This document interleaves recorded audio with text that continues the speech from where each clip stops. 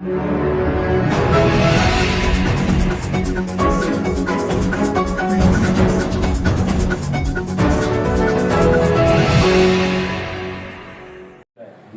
हमने इस बारे में शासन को लिखा हुआ था, उसका विश्वास भी समस्या भी बालकम सभापति महोदय, मैं पिछले हफ्ते मुंगली से चाप्टी करके गाँव गया, नवे गाँव मान पता है। मुंगली से चाप्टी इतना खराब रोड है। अगर लोग प्रतिनिधि नहीं रहे तो काम उतने स्पीड से नहीं हो सकते, ये आप सबको मानना चाहिए। उसका कारण ऐसा है, अधिकारी यहाँ था, प्रशासक बैठा हुआ, प्रशासक के बाद पिछले साल बारिश इतनी बढ़ गई है कि पिछले बार 1600-1700 mm के बीच में बारिश आई, जिससे बड़े पैमाने में रास्ते खराब हुए। और निश्चित रूप से 30-54, 50-54, 25-15 जो नाना तरह के जो विभाग है, हेड है रास्ते के, उसके माध्यम से पूरे रास्ते मंजूर करके काम शुरू हुए। कुछ जगह शुरू हो गए, कुछ जगह शुरू होने वाले। और जो एकदम डैमेज, जैसे डवा में एक मामला उठा था, तो सम्माननीय अध्यक्ष महोदय गए, उनने आदेश लगाए। तो ऐसे समय पे जो जिला निधि से हमारे कुछ रास्ते हमने करके, और लगभग 200 तालाब के पास उसमें पूर्ण जीवन उनको आने वाला फर्नीचर 14 टेंडर आए हैं उसमें, और केवल 2 को उसमें क्वालिफाइड किया गया है, जो कि कानूनन पूरा गलत है।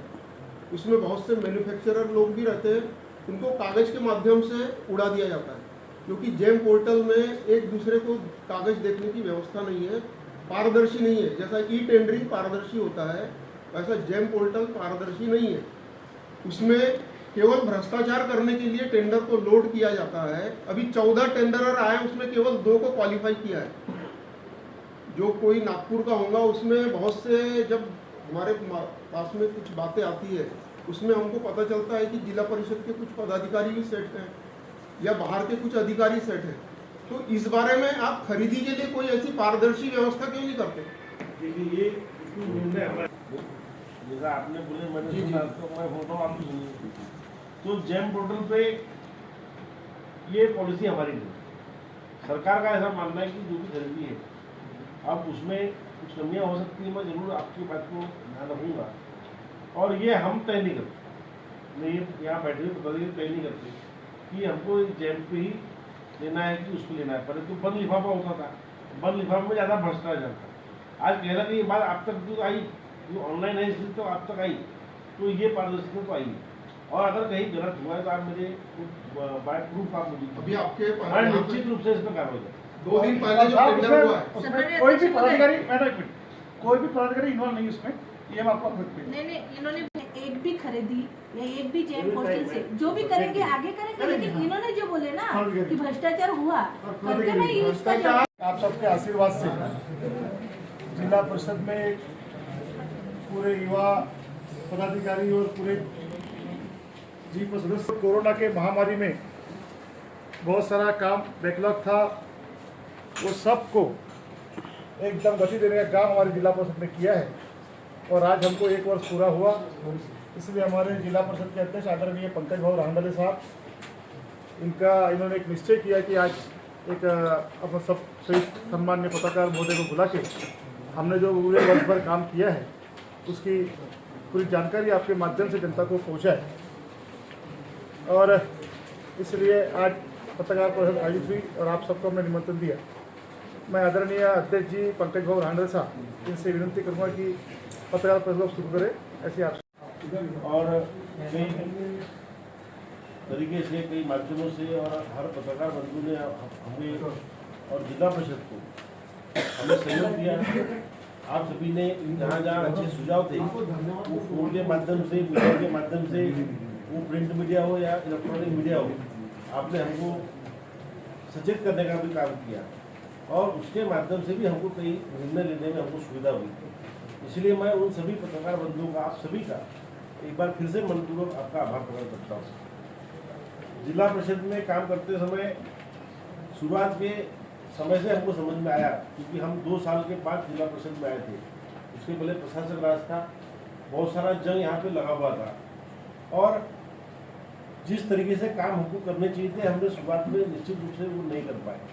पर हमारे जितने भी जिला परिषद सदस्य हैं और हमारे विभिन्न जो सर्वसाधारण बैठकें होती है, स्टैंडिंग बैठकें होती है, और उसमें हमने निर्णय लिए, और उन निर्णयों के माध्यम से आज जनता तक, आम जनता तक जैसा आज हम भारतीय जनता पार्टी के सभी लोग यहाँ मौजूद हैं और भारतीय जनता पार्टी का अध्यक्ष जिला परिषद पर है और पंडित दीनदयाल उपाध्याय की जो संकल्पना है कि जो अंतिम छोर पर खड़ा हुआ व्यक्ति है, जिसको कोई दूसरा साधन नहीं मिलता, उसके अंत्योदय की व्यवस्था करने की जिम्मेदारी हमको है और उसी संकल्पना से लेकर आज हमने जिला परिषद का कार्यभार चलाया।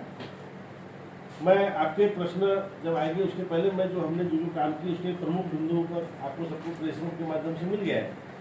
पर जो हमारे सबसे बड़ी जो हमारे देश के प्रधानमंत्री माननीय नरेंद्र मोदी जी की संकल्पना है कि हमारे कोई भी महिला बहन आज देश के आज़ादी के 70-75 वर्ष के बाद भी उनको पानी की व्यवस्था नहीं है, शुद्ध पानी की व्यवस्था नहीं है, नल की व्यवस्था नहीं है। आज भी ऐसी जगह कई जगह दुर्गम भागों के अंदर वो परिस्थिति है। शहरी भाग में तो ठीक है ये व्यवस्था रहती है, पर जिला परिषद कहीं ना कहीं ग्रामीण भाग की नस है और ग्रामीण भाग के लोगों को न्याय देने का काम जिला परिषद के माध्यम से होता है। तो हमने माननीय मोदी जी की संकल्पना थी कि हर घर में नल जाए, हर घर में जल जाए और उसी के माध्यम से हमने पानी के उठान के माध्यम से 1222 योजनाएं इस पूरे जिले के अंदर हमने की है और आने वाले समय में अगर इसका टप्पा और बढ़ेगा, छोटी योजनाएं भी उसमें है, बड़ी योजनाएं भी है, 5-5 करोड़ रुपए तक की योजना है। यानी ग्रामीण भाग में पहले कभी किसी ने सोचा नहीं होगा कि 5 करोड़ की कोई काम गांव के अंदर कोई ला सकता है। पूरे 5 साल कार्यकाल देखो तो एक गांव के अंदर वो कोई सरपंच बेचारा कितना भी काम करे, कोई जिला परिषद सदस्य काम करे या पंचायत सदस्य काम करे तो उतनी बड़ी योजना अपने क्षेत्र में ला नहीं सकते। पर मोदी जी के जो संकल्पना है उसके आरोग्य सेवा थी नहीं है ऐसा नहीं, पर उसको सुधारने की आवश्यकता थी क्योंकि कोविड कालखंड में ठीक है हमारे डॉक्टरों ने बहुत अच्छा प्रयास किया। कई जिले के लोगों को मालूम नहीं कि हमारे शिक्षक, हमारे डॉक्टर, जिला परिषद के डॉक्टर, जिला परिषद के जो शिक्षक है इन्होंने फ्रंट लाइन वर्कर काम किया और वो क्रेडिट उनको नहीं गया। ये शहरी भाग के अंदर ही आज तक क्रेडिट गया है।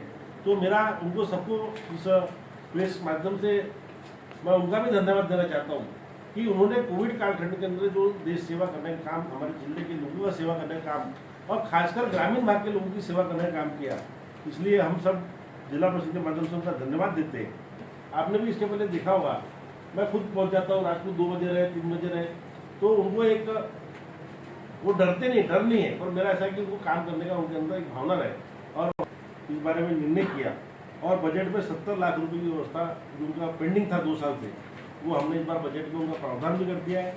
उनका पेमेंट भी लगभग हो गया है और आने वाले समय के लिए भी हमने उसको प्रावधान किया है कि आखिर में जो हमारे टीचर हैं जो सेवा करते हैं उनका अगर 2 साल से पगार नहीं मिला तो ये हमारे लिए शोकांतिक थी और कहना चाहिए प्रशासक राज और जब लोगों का राज वहाँ जिला परिषद में आता है तो इसका फर्क आपको इस माध्यम से कहना भी दिखता है। प्रत्येक हमने उनका विषय सॉल्व करके दिया के पास शिक्षकों का अभाव है पूरे जिले के अंदर।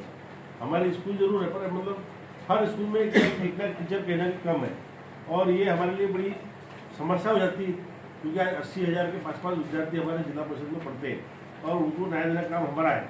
इसलिए हमने उसको, जैसे मैंने आपको इसके पहले बताया है, इसमें जिला परिषद के जो स्कूल है और कुछ नगर परिषद के भी स्कूल है, हमारे सर्व शिक्षा अभियान का मैं अभिनंदन करूँगा कि उनके माध्यम से एक बड़ा अच्छा काम हुआ है और वर्णित स्कूलों को माननीय प्रधानमंत्री नरेंद्र जी मोदी की संकल्पना PM श्री योजना, इसके अंदर हमने वर्णित स्कूल का चयन हुआ है और पूरे महाराष्ट्र के अंदर ये नंबर 1 आंकड़ा है। हर जगह कहीं 5 हुई है, कहीं 8 हुई है, कहीं 10 हुई है, पर हमारे जिले में ये 19 हुई है। साथ ही हमने पर्यटन स्थल जैसा आने वाले समय में अपने पास चुलबंद है, चुलबंद एक समय बहुत अच्छा पर्यटन स्थल था, उसको हमने स्कूलों के अंदर बच्चों को शुद्ध और गुणवत्ता का पानी मिले इसके लिए RO प्लांट की व्यवस्था उनके स्कूलों के लिए की है। स्कूल में आए, साथ ही जब हम जिला परिषद में आए तो हमको समझ में आया कि कई स्कूलों में शौचालय नहीं और शौचालय है तो उस स्टैंडर्ड के नहीं है, आप लोग भी गए तो उसकी साफ सफाई में लोग रखते हैं। ऐसा भी हमने 15 विस्तार के माध्यम से वो भी तय किया है। साथ ही